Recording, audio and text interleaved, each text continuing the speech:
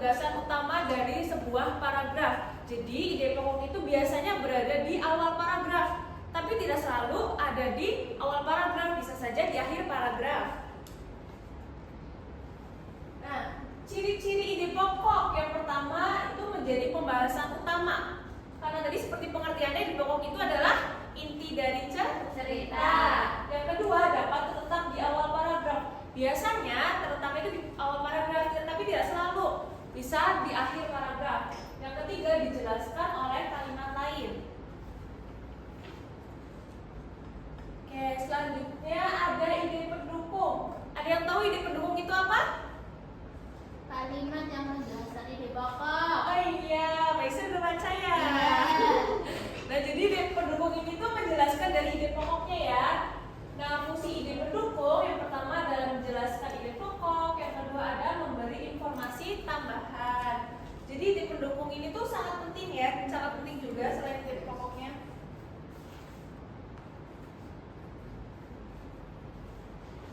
Oke. Di sini Ibu ada contoh. Coba Mbak Ana dibaca, tolong.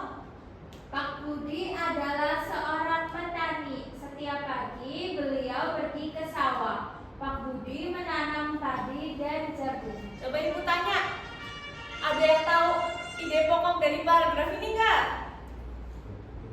Ada. Apa coba Isra ngacung dulu ngacung? Saya. Ya. Apa coba ide pokoknya? Pak Budi adalah seorang petani. Pintar. Yang lain benar nggak jawabannya Mbak Isra? Benar. Nah, kalimat setiap pagi beliau pergi ke sawah, Pak Budi menanam padi dan jagung disebut dengan Pendukung. Udah paham berarti ya? Paham. Dan ide pendukung. Oke, bentar ya. Coba Mbak Nabila dibaca soalnya. Ibu, tentukan ide pokoknya. Ibu Rina seorang guru. Dia mengajar di sekolah setiap hari. Murid-murid senang belajar bersama Bu Rina. Oke, coba Mbak Eva, ide pokok dari paragraf ini apa? Ibu Rina seorang guru. Oke, lalu yang ini kalimat kedua dan ketiga disebut dengan Kalimat Oke, pendukung. kenapa disebut kalimat penghubung? Ide pendukung. Ada yang tahu kenapa? Coba Mbak Isra. Karena mendukung kalimat pokok. Iya, betul sekali. Oke, ini Ibu ada latihan soal. Nanti kalian membentuk kelompok ya. Oke. Setiap kelompok berisi 2, Ibu bagi dulu. Mbak Nabila sama Mbak Isra, Mbak Eva sama Mbak Ana. Oke? Ini Ibu Oke. bagi dulu ya. Ditulis identitasnya, nama kelompoknya. Ibu kasih waktu 10 menit cukup ya anak-anak?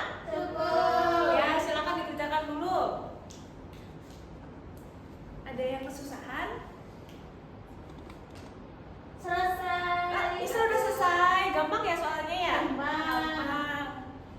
Oke, bentar ya. Mbak Eva udah selesai kelompoknya Mbak Eva? Nomor 1 lagi. Iya, Lagi, oke. maksudnya. Ibu tunggu ya. Sudah. Sudah selesai semua? Oke, sekarang Ibu minta masing-masing kelompok untuk mempresentasikan di depan. Dari kelompoknya Mbak Eva dulu, silakan Mbak Eva sama Mbak Ana dipresentasikan. Dibaca, Bu. Iya, dibaca dulu paragrafnya, soalnya. Oh, soalnya atau Iya, ceritanya. Oh, ceritanya. Oke. Ya, oke. Pak Suroso, guru yang baik. Setiap pagi, Pak Suroso datang ke sekolah dengan senyuman ramah. Ia mengajar murid-murid dengan sabar dan selalu menjelaskan pelajaran dengan cara yang mudah dimengerti. Pak Suroso tidak hanya mengajar membaca dan menulis, tetapi juga mengajarkan sopan santun dan kejujuran. Ia ingin semua muridnya tumbuh menjadi anak yang rajin dan berperilaku baik. Semua murid menyayangi Pak Suroso karena beliau baik hati, sabar, dan tidak pernah marah.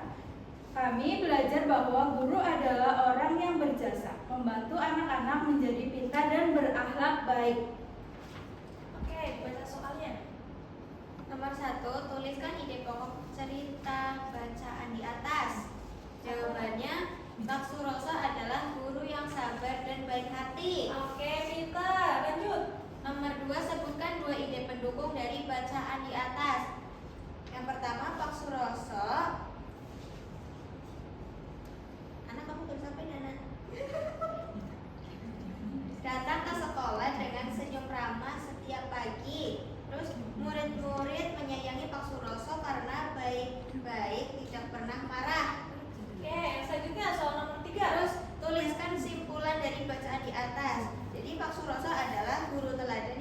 disukai murid-murid karena baik dan sabar. Oke, beri tepuk tangan dulu buat kelompoknya Mbak Ella. Oke, kita duduk. Selanjutnya kelompoknya Mbak Nabila sama Mbak Isra. Ayo dipresentasikan.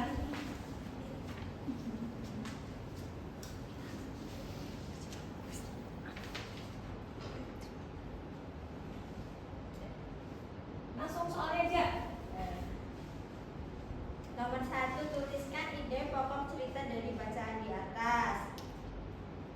Pak Suroso adalah guru yang baik, sabar, dan berjasa bagi murid-muridnya. Ya, lanjut. Nomor 2, sebutkan 2 ide pendukung dari bacaan di atas. Pak Suroso mengajar murid-murid dengan sabar. Pak Suroso mengajar sopan santun dan kejujuran. Lalu nomor 3, tuliskan simpulan dari bacaan di atas.